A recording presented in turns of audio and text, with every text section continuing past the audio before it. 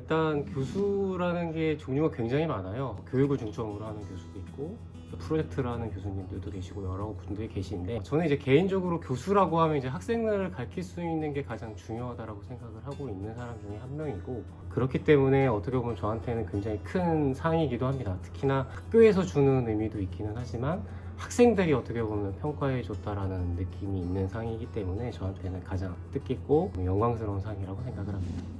좀 어려운 질문인 것 같아요. 수업이라는 게 굉장히 준비하는 기간도 많이 들어가기도 하고 학생들마다 또 원하는 것들도 많이 다르기 때문에 굉장히 좀 어려운 질문일 것 같은데, 제가 생각하는 거는 저는 이제 질문을 할 수 있는 분위기를 얼마나 만들 수 있느냐가 저는 가장 중요하다고 생각을 합니다. 물론 이제 수업을 하다 보면 학생들이 40명 정도 수업을 듣는 경우들이 대부분이다 보는데, 아무래도 평균적인 부분을 맞추기가 참 쉽지가 않아요. 그래서 조금 난이도를 쉽게 가르치면 이제 잘하는 친구들이 조금 더 많은 것들을 배우고 싶어 하고, 조금 난이도를 어렵게 할 경우에는 이제 중간층 밑에 부분 학생들이 많이 좀 힘들어 하기도 하고 그런 부분들이 있는데, 그러다 보니까 저는 어떻게 보면 수업 내에서 모든 걸 끝내기는 솔직히 좀 어렵다라고 느끼고 있습니다. 특히나 이제 게임 제작이라는 게 굉장히 어려운 부분이 있기 때문에, 그래서 저는 질문을 할 수 있게끔 만들어주는 게 어떻게 보면 가장 중요하다라고 생각을 하고 있고, 질문 시간까지가 저는 이제 수업의 연장선이라고 보고 있기 때문에 그 부분을 저는 가장 중요하게 생각하고 있고요. 그래서 제 수업 같은 경우에는 한 10명 정도가 기다리고 질문을 하는 경우도 있는데, 저는 그게 이제 각자 개인들이 부족한 부분들을 채워가는 어떻게 보면 수업의 하나의 연장선이라고 보고 있기 때문에, 그런 분위기를 만들어줘서 학생들이 내가 질문을 해도 되는구나 라는 것들을 인지를 하는 게 가장 어떻게 보면 중요하지 않을까라고 생각합니다. 학생들이 보통 좀 많이 하는 의견이 있긴 한데, 저는 이제 게임 개발자 출신입니다.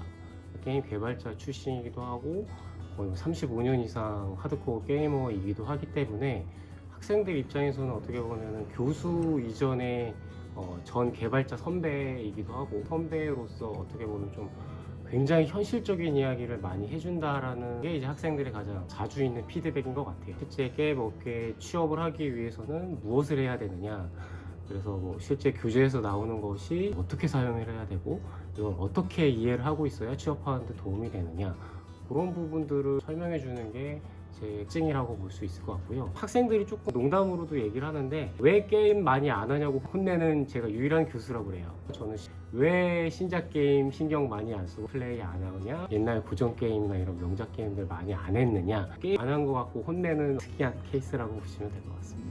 수업 철학이라고 하기보다 제 전체 삶에 있어서 철학은 제가 좋아하는 거를 한다입니다. 저는 도전적인 것 선택을 하는 이유가, 다른 사람들이 도박이라고 하거나 좀 위험하다라고 할지라도 제가 하고 싶은 걸 선택을 해왔었던 사람이에요. 제 인생을 살아오면서 항상 제가 하고 싶었던 걸 했었던 사람이고, 지금 교수를 하는 이유도 학생들을 가르치는 게 재미있기 때문입니다.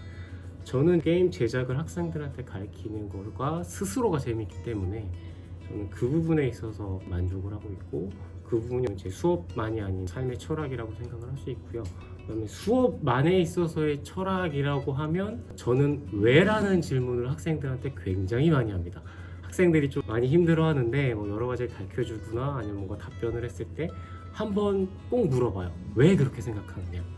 본인 스스로 생각할 수 있는 거를 만들어주는 게 교수로서 가장 중요한 역할이라고 생각을 하고 있습니다. 대학의 수업에서는 정답이 있다라고 하기보다는 본인 스스로가 자신만의 정답을 찾아갈 수 있는 그런 형태를 만들어주는 게 제 수업의 철학이라고 생각합니다. 저는 학생들 스스로가 성장할 수 있게끔 만들어주는 발판이 되는 게 수업이 가장 중요한 역할이라고 생각을 하고 있고, 그런 게 이제 좋은 수업이라고 생각을 합니다. 수업 안에서 그냥 수업 내용을 가르쳐 주기보다는 게임 개발자로 성장할 수 있는 어떤 발판을 만들어 줄 수 있을지를 저는 조금 더 고민을 하고 있는 입장이라고 보시면 될 것 같고요. 게임이라는 분야에 있어서 조금 한정된 부분이기는 하지만, 저한테 있어서 좋은 수업이라는 건 학생들 스스로가 성장할 수 있는 발판을 만들어 줄 수 있는, 그래서 그 수업을 듣고 내가 많은 것을 배웠다라고 하는 것도 물론 좋겠지만, 그 수업을 들음으로써 내가 더 여러 가지의 것들을 공부할 수 있는 기초가 마련이 되었다라는 그런 수업이 저는 좋은 수업이 아닐까 생각이 됩니다.